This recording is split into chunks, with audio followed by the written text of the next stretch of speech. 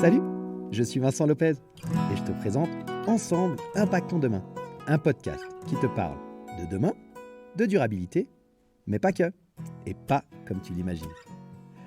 Je te propose un voyage stimulant autour de thématiques variées qui me passionnent, comme les crypto-monnaies, le développement personnel, le zéro déchet, les nouvelles technologies ou encore la gestion de tes finances personnelles.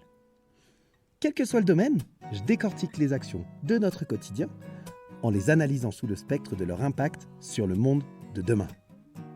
Comment tes choix, tes décisions, influencent notre futur, celui de nos enfants et aussi celui de la planète? Quelles sont les solutions pour vivre avec notre temps, tout en respectant notre environnement et le vivant de manière générale? Alors bienvenue dans Ensemble, Impactons Demain.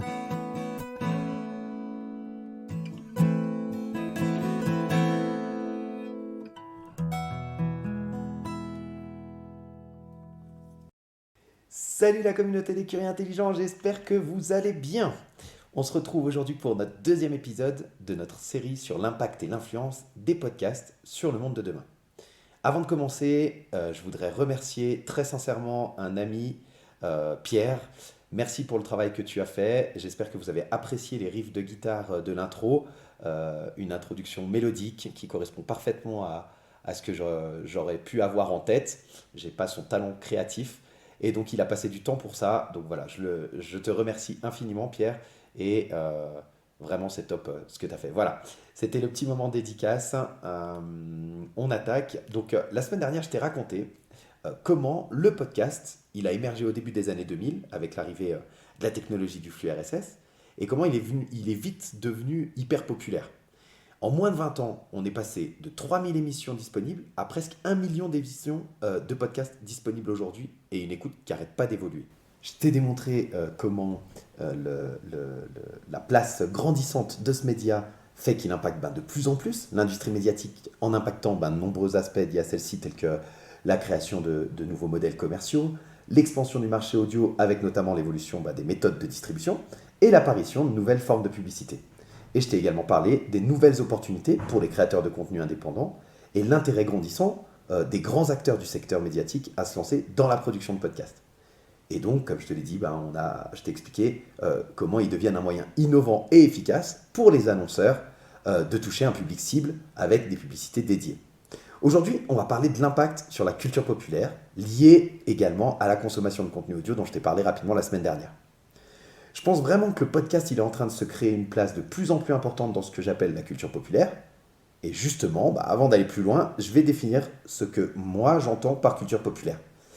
Je vais te définir avec mes propres termes parce qu'en voulant creuser, puis te donner une définition simple de la culture populaire, je me suis rendu compte qu'il existe des débats sociologiques mais énormes sur ce terme. Certains le critiquent, d'autres nient carrément le fait qu'il n'existe pas.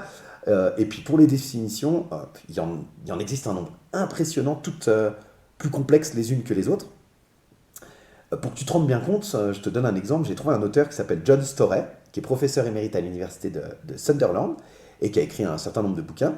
Lui, il donne pas moins de 6 définitions de la culture populaire, tu vois. Donc, bref, vu que le thème du podcast, c'est pas la recherche approfondie sur la culture populaire, ce que c'est, d'où ça vient, etc., je me suis dit, ok, je vais t'expliquer simplement avec mes propres mots ce que moi j'entends par culture populaire et ensuite je te parlerai de l'impact des podcasts sur celle-ci.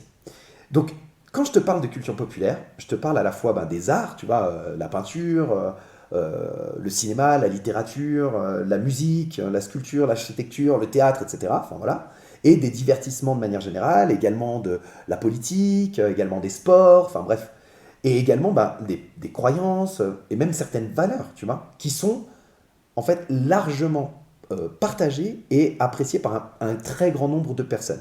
Je pense que ça, dans mon discours, la culture populaire, elle se caractérise par une diffusion large, une popularité énorme, considérable, tu vois, auprès d'un large public. Quand tu parles de la Joconde ou que tu parles de Superman, tout le monde sait de quoi tu parles. Alors, on est d'accord, c'est pas le même talent créatif, je ne veux pas les mettre au même niveau. Par contre, pour moi, ils sont tous les deux intégrés dans ce que j'appelle la culture populaire, en fait. À mes yeux, la culture populaire, elle regroupe en fait toutes les œuvres marquantes d'une époque donnée et qui contribuent finalement à l'histoire commune. Je sais pas, on va prendre l'exemple de la série Friends ou même Les Simpsons, tu vois. pour moi, c'est des œuvres qui font partie de la culture populaire. C'est des œuvres de notre époque qui font référence et qui, possiblement, je ne sais pas, je ne suis pas devin, mais en tout cas, je me dis qu'elles seront encore citées par des générations futures lorsqu'elles parleront de la culture occidentale, tu vois, à la fin du XXe siècle.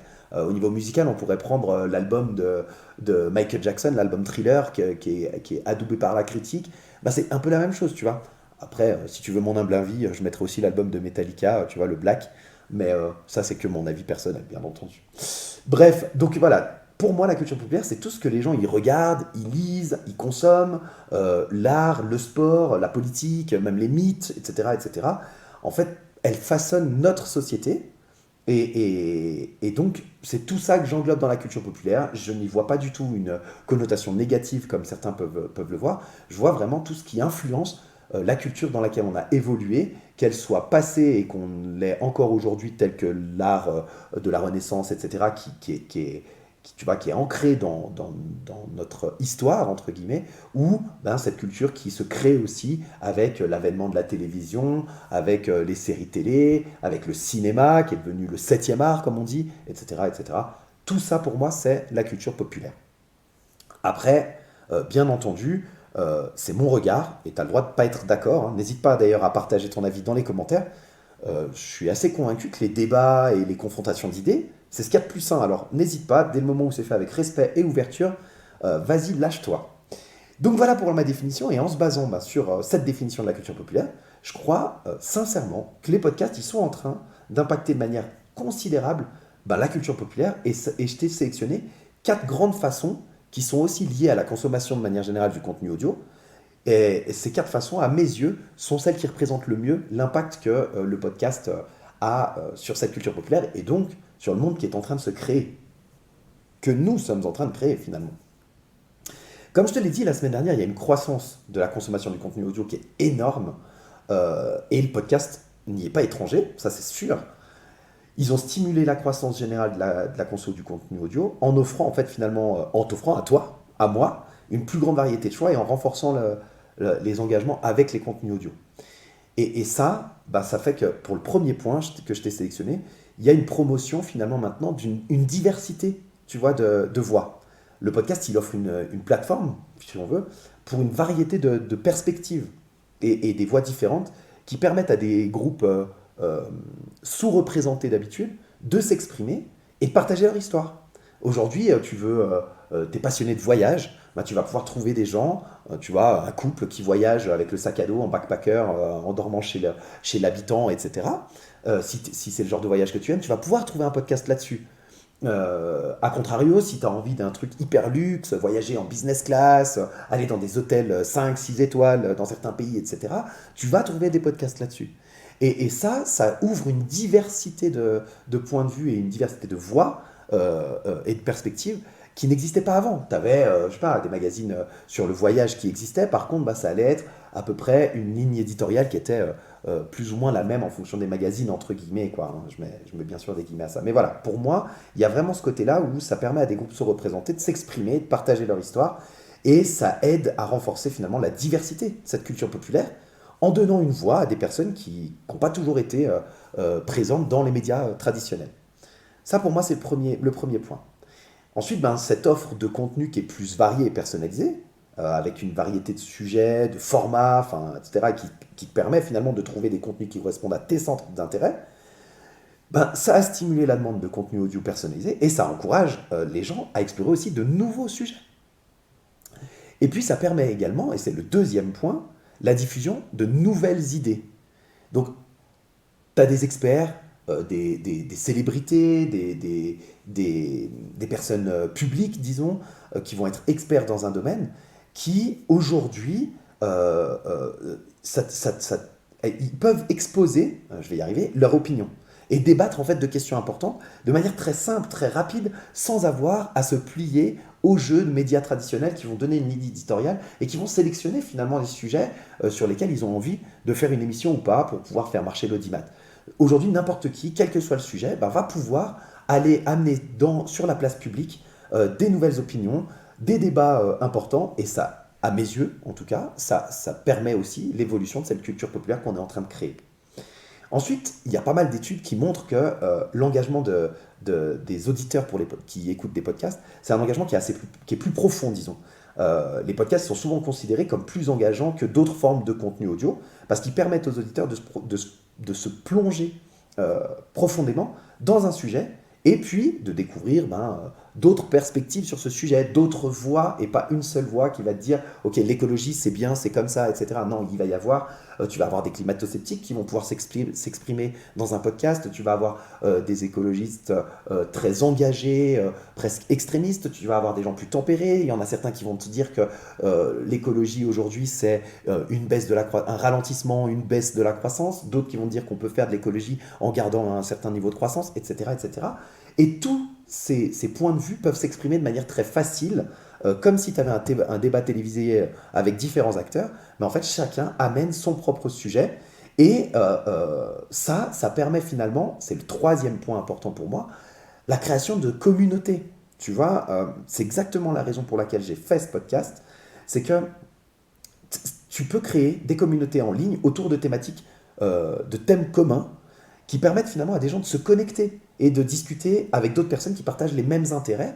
Même si la thématique générale, je reprends mon exemple de l'écologie, c'est la même, tu vas avoir des communautés plus ciblées sur une écologie peut-être plus décroissance versus une écologie plus croissance. C'est un exemple que je te donne, mais c'est pour te dire, ça, l'avènement d'Internet et avec lui l'avènement du podcast, ça permet cette création de communautés en ligne, et je trouve ça assez énorme, et je pense réellement que ces différentes communautés vont petit à petit grossir. Il y a déjà des communautés assez énormes et elles impactent cette culture populaire, parce que plus tu as une masse large, plus ça rentrera dans la culture populaire. Et enfin, et c'est le dernier point et un des plus étonnants je trouve, parce que je l'ai découvert en faisant des recherches sur le podcast, eh bien il commence à y avoir des adaptations dans d'autres formes de médias. Alors tu le verras dans les sources, comme d'habitude, les sources sont dans la description de l'épisode. Il y a en fait aux États-Unis majoritairement, comme tu le sais, le podcast vient des États-Unis, ça fait moins de 10 ans qu'il explose en Europe, mais ça fait une vingtaine d'années en tout qu'il existe. Et donc, ce qui se passe aujourd'hui aux États-Unis, on peut présager que c'est ce qui va arriver chez nous dans les mois ou années à venir. C'est pas une certitude à 100%, de nouveau, j'ai pas de boule de cristal, mais voilà, je pense que c'est assez raisonnable de penser cela. Et donc, on voit aux États-Unis aujourd'hui, depuis quelques années, l'adaptation de podcasts en d'autres formes de médias. Il y a des podcasts qui ont inspiré des séries télévisées, des films ou des livres, et ça montre finalement cette influence croissante sur la culture populaire et la consommation de médias, ce qui montre aussi l'influence sur d'autres formes de médias. Il y a eu un film qui est sorti en 2014 qui s'appelle Tusk, T-U-S-K. C'est un film qui a été réalisé par Kevin Smith, qui est, alors, chacun des exemples que je vais te donner, c'est un peu le cas. Kevin Smith, en fait, il a fait un film inspiré d'un épisode de podcast qu'il avait lui-même fait, parce que c'est un acteur, réalisateur, scénariste, podcasteur américain. En l'occurrence, c'est le mec qui a fait, je ne sais pas si tu l'avais vu, le film Dogma. C'est ce film qui avait fait pas mal de bruit parce que c'est Alanis Morissette qui jouait le rôle de Dieu. Donc tu vois, Dieu est une femme dans ce film-là. Voilà, ça avait fait un peu de foin. Et puis, Kevin Smith, il a eu d'autres rôles. Il a joué dans Daredevil, il a joué dans Star Wars épisode 9, il a joué aussi dans Scream 3, dans Die Hard 4, bref. Et petite anecdote assez drôle, il est à l'origine finalement du succès, entre guillemets, de Will Hunting. En fait, c'était un pote de Matt Damon et de Ben Affleck, et il a permis que le film voie le jour. C'est pas lui qui l'a fait, mais c'est grâce à ses connaissances dans le milieu du showbiz, etc. Il a permis que le film voie le jour. Bref, tout ça pour te dire, Kevin Smith, c'est quelqu'un qui a une certaine notoriété et influence dans le monde médiatique américain. Et ce mec-là, il fait des podcasts et il a fait un film inspiré d'un des épisodes de podcast. Donc ça, c'est pour une adaptation de film. On a également une adaptation de podcast en série télévisée. Et puis là, c'est un peu plus international. En l'occurrence, je te parle d'une série qui s'appelle Homecoming, qui est sortie sur une plateforme très importante de streaming vidéo en ligne, que je ne citerai pas. Mais voilà, Homecoming, c'est une série qui est tirée directement d'un podcast du même nom. Donc tu vois comment le podcast, il est en train de s'extirper du simple contenu audio que tu peux écouter n'importe où pour aller toucher d'autres médias. Le dernier exemple que je te donnerai, c'est l'adaptation de podcast en livre. Ça revient un peu comme pour le film. C'est un couple qui s'appelle Sidney McElroy et Justin McElroy qui font un podcast. Elle est médecin, lui, il est podcasteur, et ils font un podcast sur la médecine moderne, disons. Et ils ont fait, en fait, ils ont adapté leur podcast, ils en ont fait un livre. Donc voilà, le podcast, il est de plus en plus utilisé pour être adapté dans d'autres médias. On voit le début là aux États-Unis qui est en train d'émerger, et sans doute qu'il y en aura d'autres. Comme je te l'ai dit la semaine dernière, il y a une grande plateforme de streaming vidéo qui a lancé son premier podcast en janvier 2022. Donc tu vois que le podcast est en train de s'extirper, et en s'extirpant, il se passe quoi? Il se passe que cette influence qui était énorme sur la consommation du contenu audio, elle vient à toucher une autre tranche de la population qui, elle, n'écoutait pas forcément de contenu audio avant. Et qui découvre aussi le podcast par le biais d'un livre, d'une série télévisée ou d'un bouquin, ou d'un film, pardon. Donc c'est vraiment en train de prendre une influence comme ça. Il faut savoir que les podcasts, en plus, ils sont alimentés, enfin, ils sont utilisés également pour éduquer, entre guillemets, des gens sur de nombreux sujets qui vont de l'histoire à la science, en passant par la politique, la technologie, etc. Ils sont également utilisés beaucoup plus, de nouveau aux États-Unis, mais ça commence à arriver aussi en Europe, pour alimenter des débats publics et fournir un espace pour les opinions divergentes. C'est-à-dire qu'en France, par exemple, il y a une émission d'une grande chaîne de radio, qui s'appelle, je crois, Débat public d'ailleurs, qui est rediffusée en podcast. Donc, tu vois, il y a vraiment ce côté éducation populaire, il y a ce côté débat public, et il y a ce côté aussi toujours, bien sûr, divertissement pour distraire et divertir les différents auditeurs en fonction du sujet qu'ils choisissent. Donc voilà, tout ça fait que je suis convaincu qu'il y a une place de plus en plus importante qui est prise par le podcast, que cette place-là, elle est en train de rentrer dans la culture populaire au sens noble du terme, c'est-à-dire une grande partie de la population, et il y aura sans doute dans quelques années des références, des podcasts références, ce qui est déjà le cas aux États-Unis, hein, comme je te l'ai dit la semaine dernière avec le podcast Serial, qui est devenu une institution en soi. Il y a également, je crois, The American Life, qui était une émission de télé, si je ne me trompe pas, un show télé qui est devenu un podcast et qui fait référence également. C'est le genre de choses qui est en train également d'arriver en Europe, et donc ça va influencer la culture, ce que j'appelle la culture populaire, et qui fait que ça façonne et ça crée le monde de demain, celui dans lequel nous allons vivre, et celui dans lequel nos enfants vont évoluer pour pouvoir aller chercher de l'information, pour pouvoir s'éduquer, pour pouvoir apprendre des choses, pour pouvoir aussi se divertir, pour pouvoir découvrir d'autres thématiques, etc. etc. Pour moi, les podcasts, vraiment, vu qu'ils sont en train d'être adaptés dans d'autres formats, qui leur permettent d'élargir en fait leur portée, leur audience, les adaptations en film, en série, en livre, etc. Ça permet de faire découvrir un grand nombre d'histoires et de sujets à un public plus large et de les diffuser finalement de manière différente. Donc pour moi, en conclusion, le podcast, il a un impact considérable sur cette culture populaire parce qu'il offre une plateforme qui est accessible facilement à tout le monde pour la diffusion de contenu audio de qualité sur un nombre de sujets énormes qui peuvent éduquer, divertir, alimenter des débats et contribuer de manière générale au développement de la culture populaire. Voilà pour cet épisode numéro 2 de notre série de 3, je te le rappelle. Il y aura le dernier épisode la semaine prochaine avec une thématique sur l'impact du podcast et sur les avantages et les inconvénients et dérives de l'écoute du podcast et comment toi, tu peux impacter le monde qui est en train de se construire par rapport à ta façon d'écouter des podcasts, par rapport à comment tu les écoutes, par rapport à ce que tu écoutes et par rapport à ton implication dans ces écoutes-là. Je te donnerai les avantages et inconvénients de l'écoute des podcasts en 2023. Je te souhaite une très bonne fin de semaine et je te retrouve mercredi prochain pour le dernier épisode de notre série sur l'impact et l'influence du podcast sur le monde de demain. Ciao!